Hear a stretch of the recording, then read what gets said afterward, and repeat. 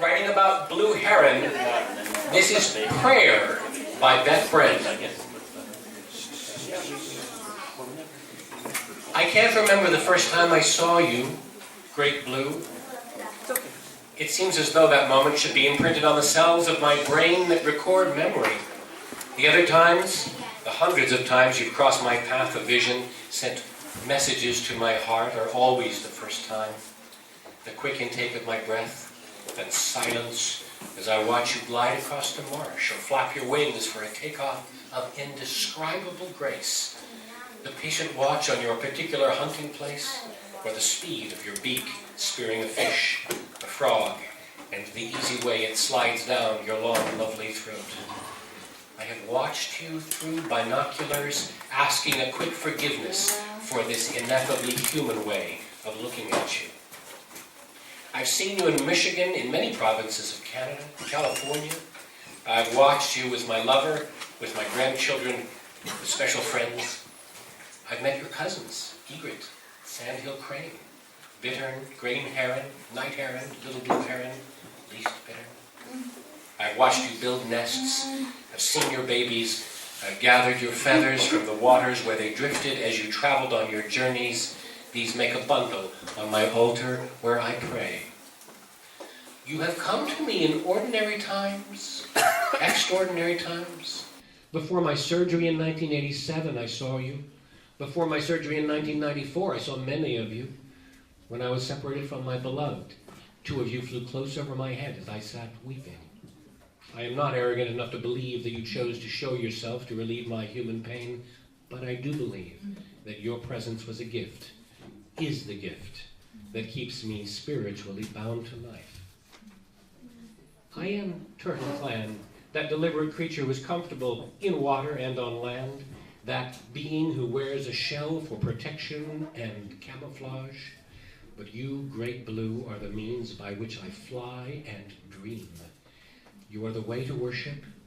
You are the physical manifestation of my love. You and I become one in my body as my orgasms call forth the spirit of you. You are there, in the sky, on the land, stepping through the reeds. You are in me. You are Creator's mark. Once I saw you dead beside a road. As I prayed over you and plucked some of your feathers, that moment became a story. I clumsily attempt to explain the mystery of my relationship with you. Nothing can explain you. Nothing can describe the way the sun turns your feathers blue as you gaze into the waters. No human being can relate the strength of your neck as it folds into yourself when you reach flight. I cannot tell the story of seeing your eyes meet mine. You were unafraid, but my heart was beating so fast in awe and fear and gratitude. I am humble and small in your presence, Great Blue. Your story is in the air, in sound, in your yellow legs gently walking through shallow waters. Your story resides in each stick you bring to the dead treetops to make your nest. It lives in the curve of your great wings. It shapes itself in the pale brown ovals of the eggs you lay in your huge stick house. Your story tells itself in the open mouths of your chicks. Your story goes on ceaselessly as you fly to find food, fly home to bring food to those open beaks. You relive your story through generations. I am blessed to see you. I am blessed to hear your infrequent squawks. I'm blessed to come onto your territory and visit with you. You have taught me that it is possible to soar without benefit of wings, that it is possible to live, that it is possible to love, that hope endures with each silent minute searching for sustenance, that faith can be as tangible as a bundle of feathers that lie on my altar, that a story is always in the beating of a heart, that I cry in wonder of you. You have lived on this earth and in the skies for centuries beyond imagining. You have completed transformations and resurrections that have brought you into the here where I reside. You once lived on an earth that had no humans. What was your thought the first time you encountered one of my kind? You do nothing that is not perfect and beautiful. Even your chicks, in their newborn awkwardness, give promise of glory. The large beaks that seem too big for the delicate neck to hold, the down that sheds and leaves bare patches soon to be filled in by the colors that will become you. Gray, brown, blue, everything about you is a covenant with the rest of creation. You have become a clan. Peoples have worshipped you. Peoples have longed to uncover the secrets they think you are hiding beneath your feathers. Peoples have wished in their human souls to be you. You are that glimpse into what is possible. Flight, moving your great wings over trees, over expanses of water, and over those of my kind who look up in awe as we point. Look, look, you sojourn in my dreams.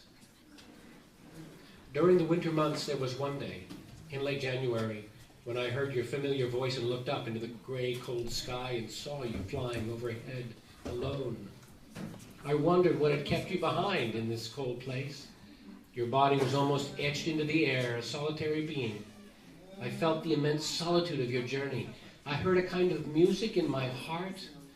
I smelled the air, snow, cold, perhaps a hint of thaw. I cried, thank you, thank you. I lifted my arms as if to embrace you.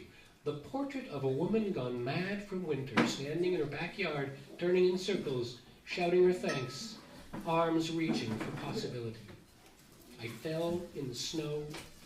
Sparrows eating from the bird feeder flew away in distress as I laughed and ate snow. I laughed, pulling myself up, returning to the warm kitchen. You have brought me so much. What can I bring you? Assurances that your territories will not be polluted and blasphemed by the corruptness of man? Promises I cannot keep? I will bring you this. As each of our grandchildren come into the age of seeing with their hearts, I will point you out to them. I will say your name with reverence. I will draw in my breath as we watch you fly.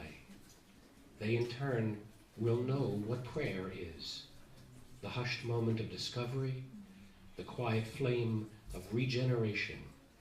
They will love you and treasure the completeness that is you. They will honor you in their lives. This I promise you. Yawa.